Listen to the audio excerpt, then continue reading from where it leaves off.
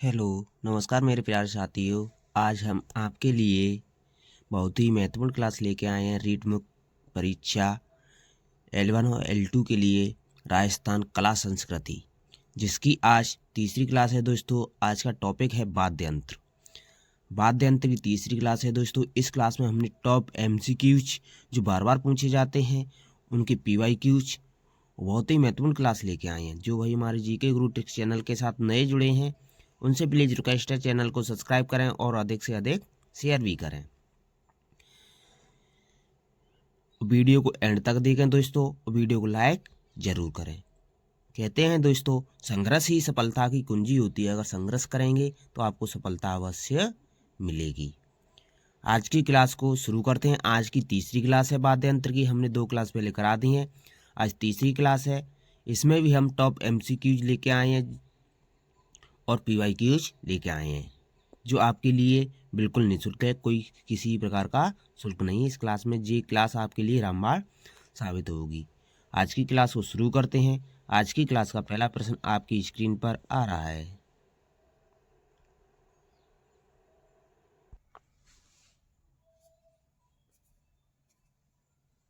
पहला प्रश्न है आपका, फड़ बाँचते समय बाबूजी के भोंपों का वाद्य यंत्र है।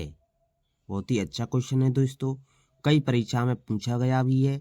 मोरचंग, अलगोजा, खड़ताल, रावण हत्ता। तो जो फड़ बाँचते समय जो बाबूजी की फड़ बाँचते हैं दोस्तों, उस समय भोंपों का वाद्य यंत्र होता है दोस्तों रावण हत्था होता है। क्या होता है? रावण हत्था होता है। ऑप्शन 4 आपका सही जवाब हो जाएगा। अगला सवाल है आपका, रावण हत्था बनाया जाता है नारियल, इस्पात का बर्तन, कांच का बर्तन, नीम की लकड़ी।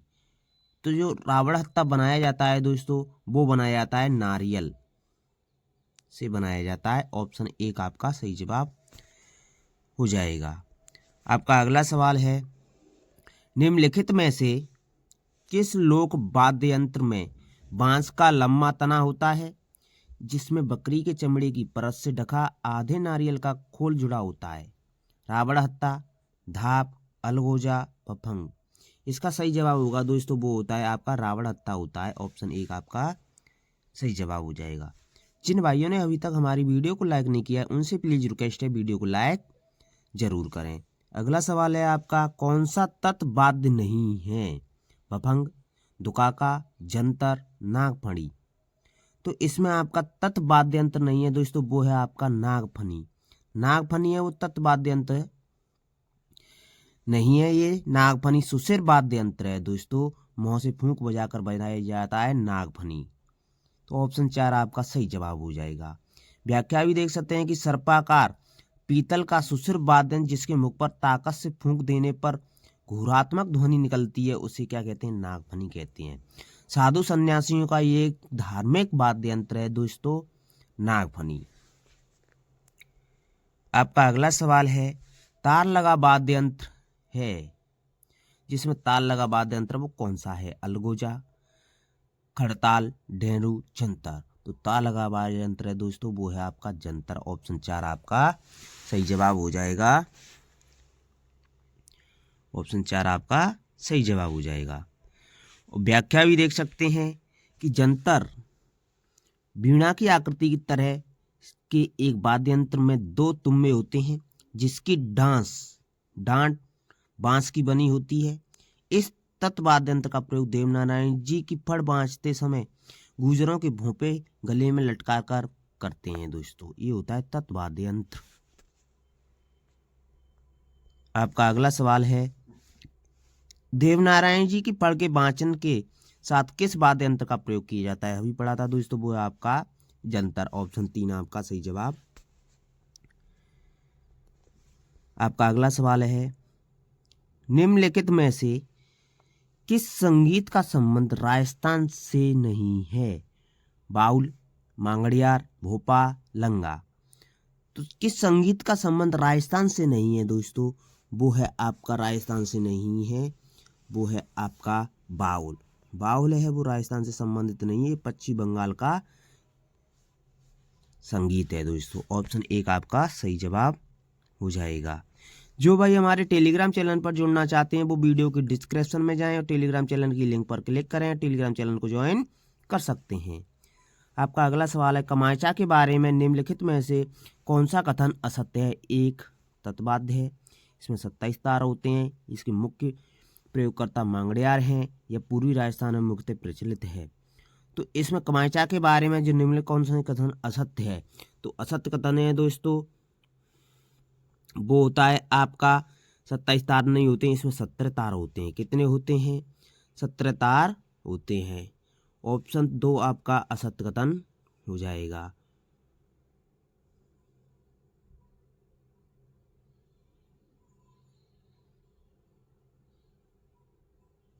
और यह पूर्वी राजस्थान का नहीं है दोस्तों, यह पश्चिमी राजस्थान का है, ये भी असत्य हो जाएगा। तो 2 और 4 इसमें दोनों ही ऑप्शन असत्य हैं दोस्तों, दोनों ही प्रश्न हैं जो असत्य हैं।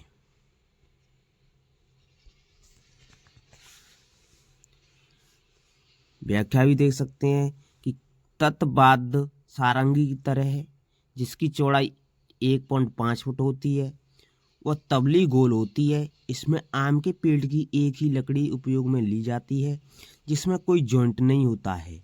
इसमें कुल 27 तारें लगी होती हैं। इसमें मुख्य 3 तारें बकरे की आंत से बनाई जाती हैं, 14 तारें पीतल लोहे की बनी होती हैं। इसे बजाने में उपयोग किए जाने वाली गज की तारें घोड़े की पूंछ से बनाई जाती हैं, जिसे जैसलमेर और बाड़मेर जिले में मांगड़ियार जाति द्वारा बजाया जाता है। पश्चिमी राजस्थान में कमायचा पर 2020 में 5 रुपये का डाक टिकट भी जारी कर दिया गया है। अगला सवाल है आपका, कमायचा के बारे में असत्य है। कमायचा मांगड़ियार समुदाय के द्वारा बहुतायत से प्रयोग किया जाता है, बिल्कुल सही है। यह लकड़ी के एकल टुकड़े से बनाया जाता है, बिल्कुल सही है। इसके 3 मुख्य तंतु बकरे की आंत के बने होते हैं, ये भी सही है। कमायचा को बायलिन का अग्रगामी माना जाता है, नहीं, कमायचा को बायलिन का नहीं सारंगी का माना जाता है, तो ये गलत हो जाएगा। तो ऑप्शन 4 ही आपका इसमें सही जवाब होगा। अगला सवाल है आपका, कमायचा नाम का वाद्य यंत्र राजस्थान के किस संप्रदाय के द्वारा बजाया जाता है? मांगड़ियार, जोगी, कालबेलिया, लंगाई मांगड़ियार के द्वारा बजाया जाता है। ऑप्शन 1 आपका सही जवाब हो जाएगा। अगला सवाल है आपका, कौन सा वाद्य यंत्र नहीं है? अच्छा सवाल है दोस्तों। अलगोजा, सतारा, मोरचंग, सुरमंडल, कौन सा सुसिर वाद्य यंत्र नहीं है, ये पूछा है दोस्तों। तो सुसिर नहीं है दोस्तों, वो होता है आपका सुरमंडल है, वो सुसिर वाद्य यंत्र नहीं है। ऑप्शन 4 आपका सही जवाब हो जाएगा। अगला सवाल है दोस्तों, बहुत ही अच्छा सवाल आ रहा है दोस्तों, कई परीक्षा में पूछा गया सवाल है। मोरचंग ज्यूज हॉर्प है नृत्य शैली, गायन शैली, वाद्य यंत्र, चित्र शैली? बहुत ही अच्छा क्वेश्चन है, कई परीक्षा में पूछा गया है। तो मोरचंग है दोस्तों, वो है आपका मोरचंग है, वो आपका वाद्य यंत्र है। ऑप्शन 3 आपका सही जवाब हो जाएगा। व्याख्या भी देख सकते हैं कि मोरचंग है ज्यूज हॉर्प कहते हैं जिसे। सुसिर वाद्य यंत्र है, कैसा वाद्य यंत्र है?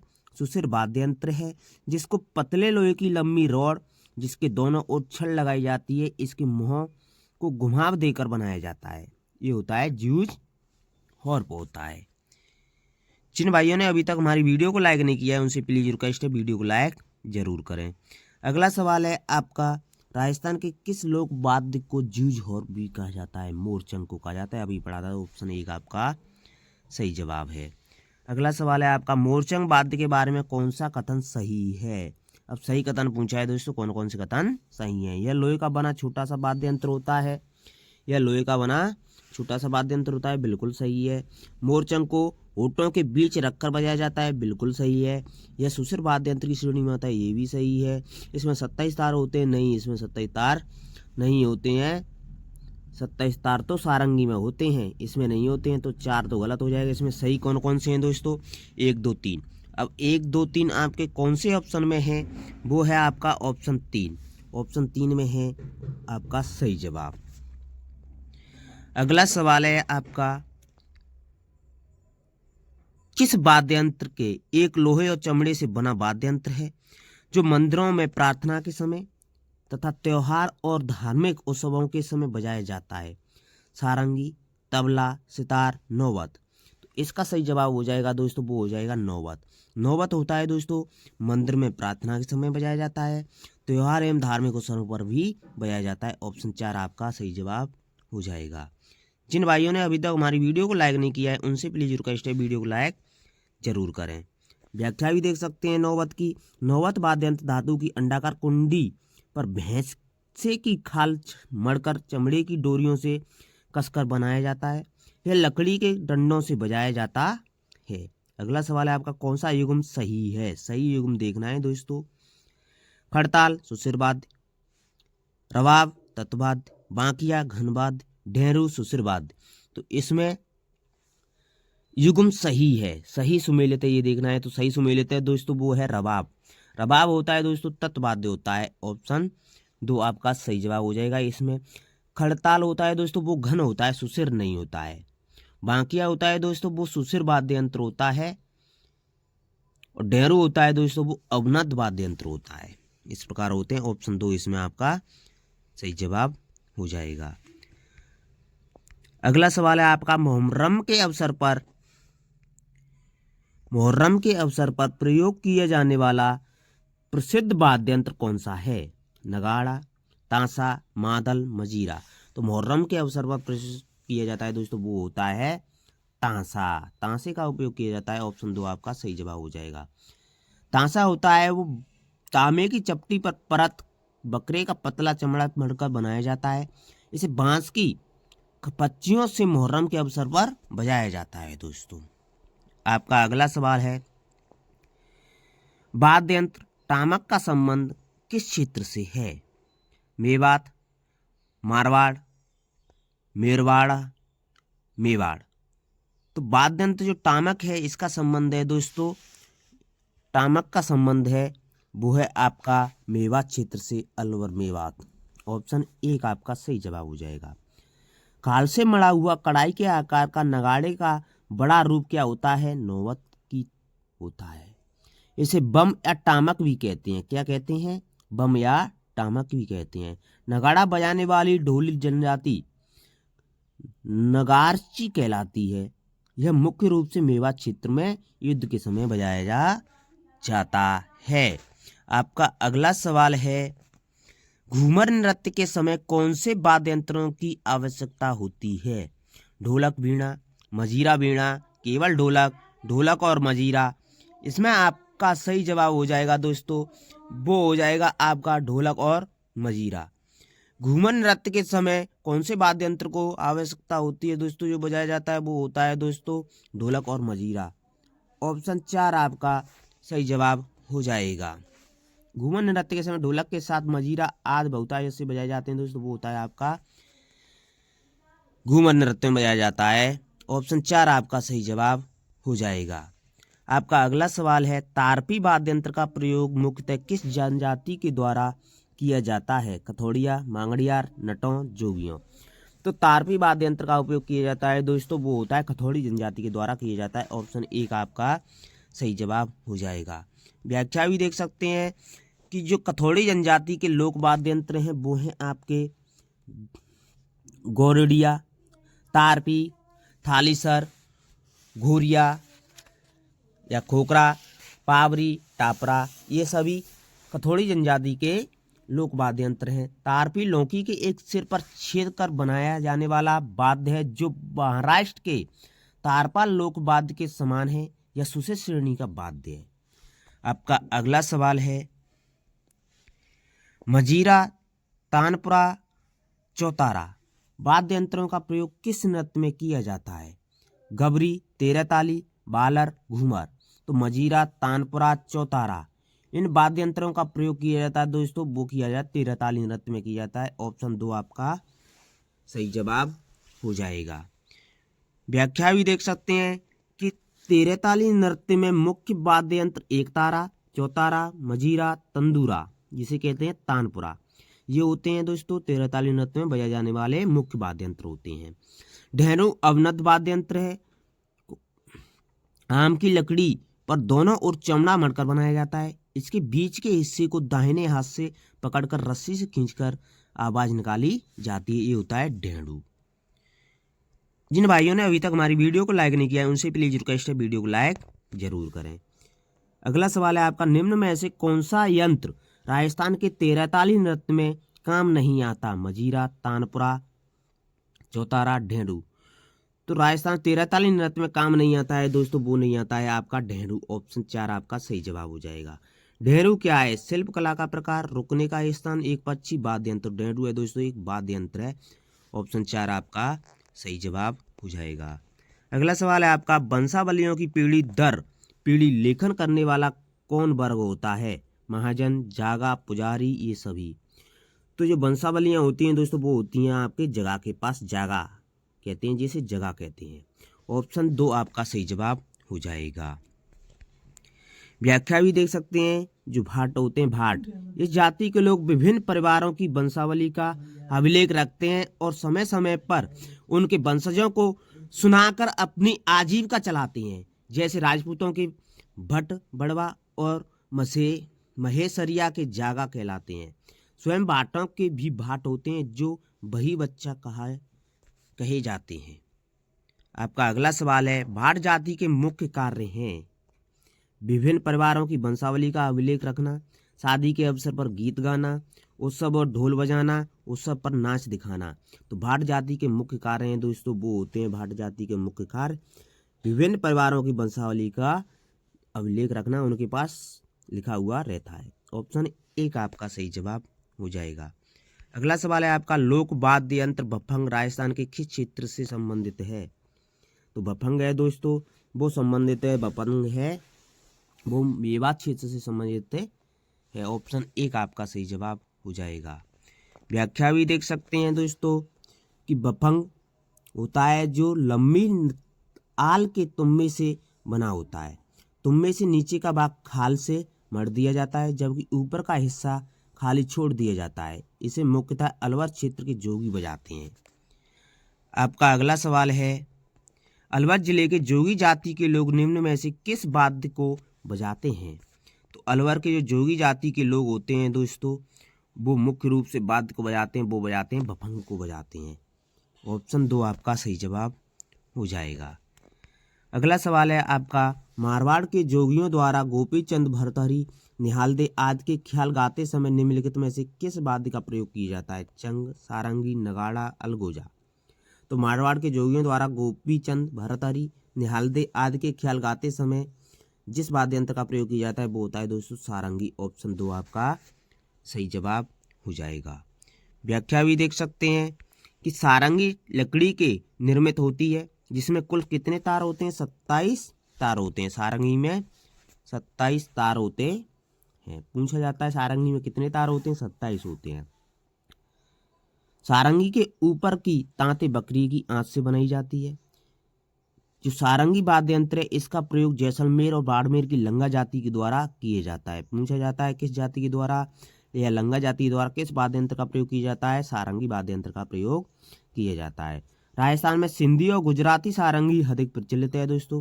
सारंगी के विभिन्न प्रकार भी हैं और भी प्रकार हैं।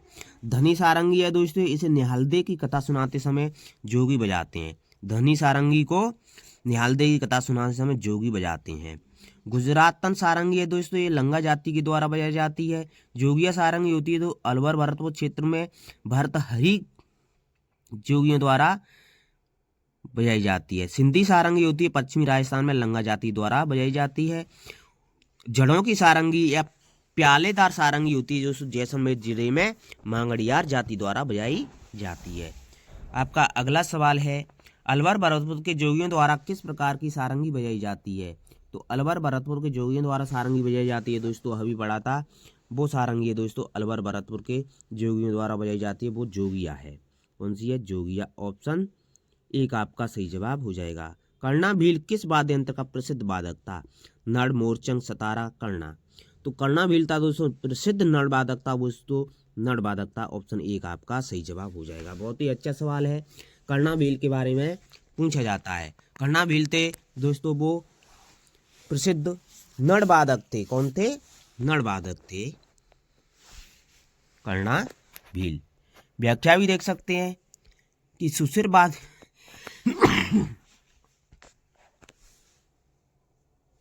सुशिर वाद्य यंत्र नड़ लंबी बांसुरी की तरह होता है। यह मुख्य रूप से जैसलमेर में बजाया जाता है। मरु प्रदेश के इलाके का यह अत्यंत दुर्लभ साज है। माता या भैरव का गुणगान करते समय राजस्थानी भोपे इसे बजाते हैं।